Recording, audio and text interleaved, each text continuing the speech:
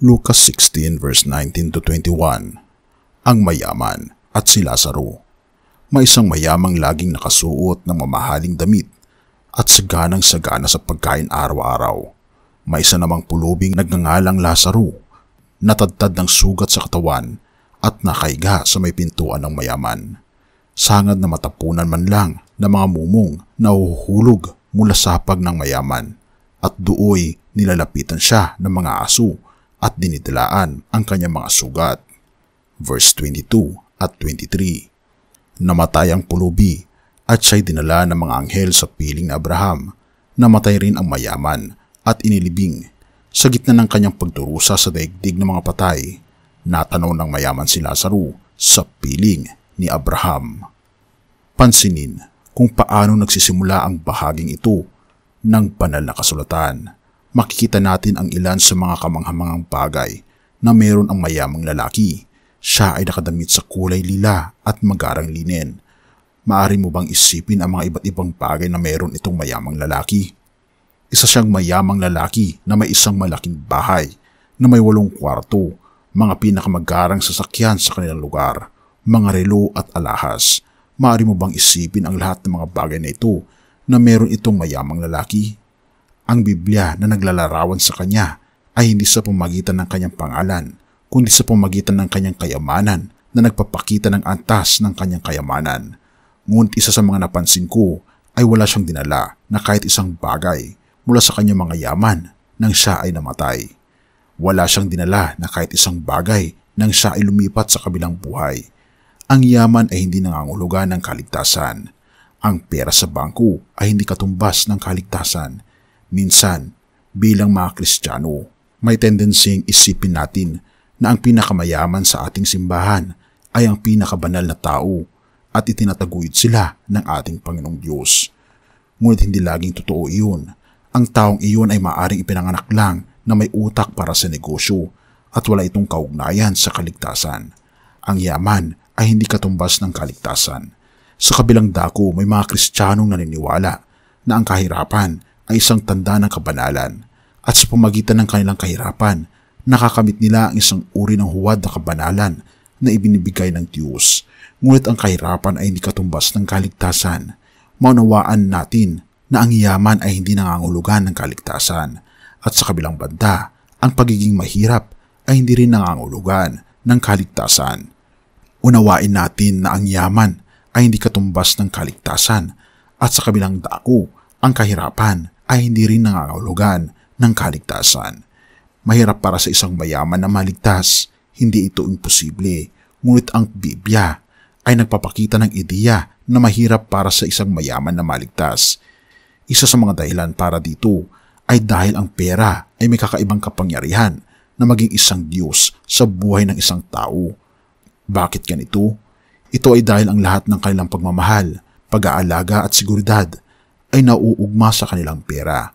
Ngunit ang mga tao na ginawang Diyos ang kanilang pera ay nakakalimutan na tulad na nangyari sa mayaman at sa kwento ni Lazarus, iiwan nila ang lahat ng kanilang pera kapag sila ay nahimlay na. Hindi ko pa nakikita ang isang ATM sa sementeryo. Wala akong nakitang opisina ng hedge fund sa sementeryo. Hindi mo ito maiuuwi. Sa katunayan, kapag tinitignan natin ang kalikasan ng yaman na ito, nauuwi tayo sa malalim na katotohanan na nilalaman ng Job 1 verse 21. Ang sabi niya, hubad akong lumabas sa sinapupunan ng aking ina, hubad din akong babalik sa lupa. Si Yahweh ang nagbigay, si Yahweh rin ang babawi. Purihin si Yahweh. Magmalim na tayo sa pahayag na ito. Hubot-hubad tayo ng ipinanganak at hubot-hubad din tayo aalis. Ang lahat ng kayamanan, yaman at tagumpay ay hindi natin ito makakasama pagkatapos ng kamatayan.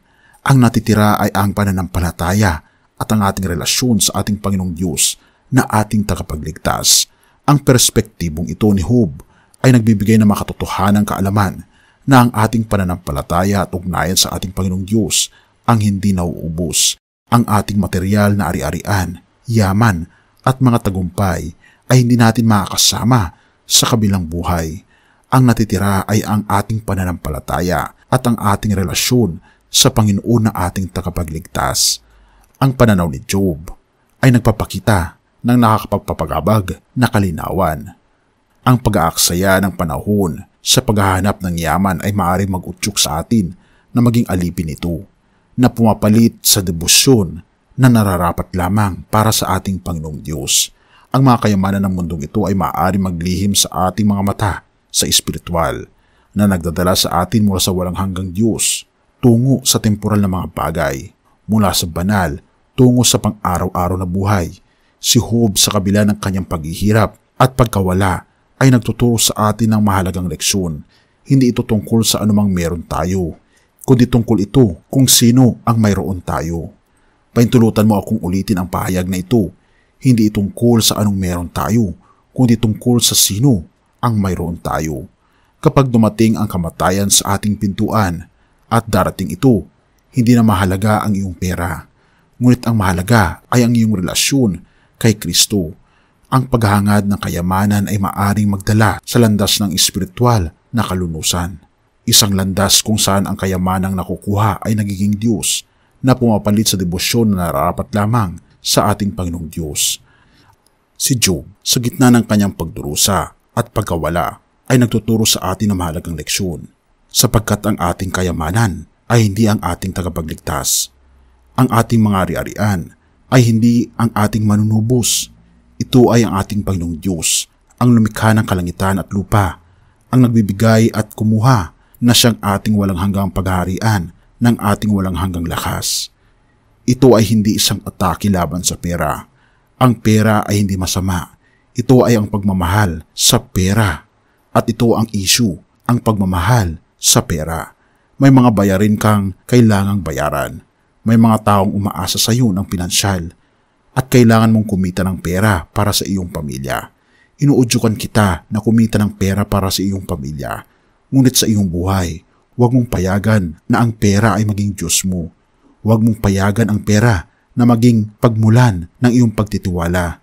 Huwag mong payagan ang pera na maging iyong kaligtasan. Tandaan mo ang mga salita ng ating Panginoon Jesus sa Mateo 6 verse 24. Walang makapaglilingkod ng dalawang Panginoon. Tunay nga mga kaibigan, na kalimitan sa ating buhay ay nagiging Diyos natin ang ating mga salapi. At ito ang madalas na nag-uudyok sa atin na makalimutan natin ang ating Panginoong Diyos.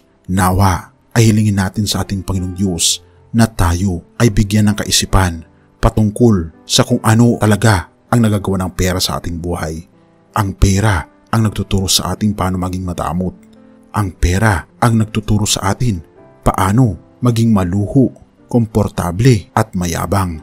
Nawa ilayo tayo ng ating Panginoong Diyos sa kasakiman ng pera at hilingin sa Kanya na tayo ay pagpalain upang maging pagpapala sa iba at hindi para maging pagpapala sa ating sarili lamang.